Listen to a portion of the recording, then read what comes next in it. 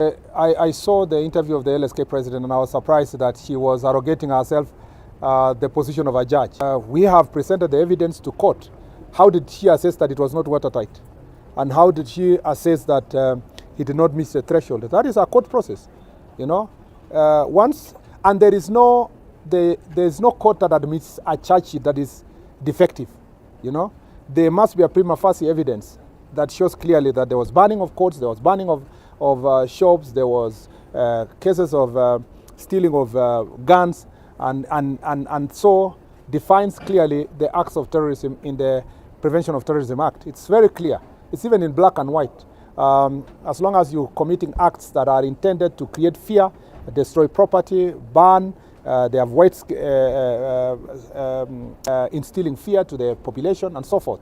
And the law is very clear on those issues. The thing is, I want to ask the LSK to concentrate on pushing for rule of law. And that rule of law includes taking suspects to court. Once they go to court, the president can either turn herself to become a defense counsel and therefore speak on behalf of the defense, but she can also speak on behalf of the people of Kenya who are suffering. I'm yet to hear LSK speak about the courts that were banned, the police stations that were banned, to speak about the vehicles that were banned, to speak about supermarkets that were looted and banned using petrol bombs. I want her to appreciate that she's not speaking for criminals only and suspects. She should speak for the people of Kenya. She should also speak for the peaceful protesters, whose peaceful protest has been disrupted by these same criminals we have arrested. I thought the LSK will be celebrating with the police that thank you very much because you are punishing these criminals that are infiltrating process so that in future we have peaceful protests. Instead, what do? They want to secure these criminals to be free so that when the next protest happens, they will be in the streets assisting other criminals to interfere with peaceful protests, which is counterproductive.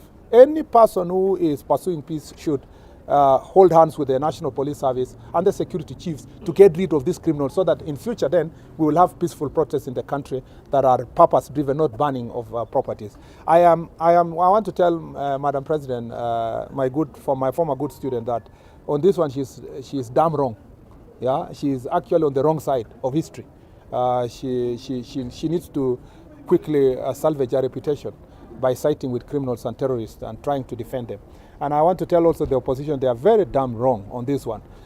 They should be the first ones to help us make sure that all these organizers of criminal activities are dealt with so that them, being in the opposition or any other citizen of Kenya, can now organize peaceful protests.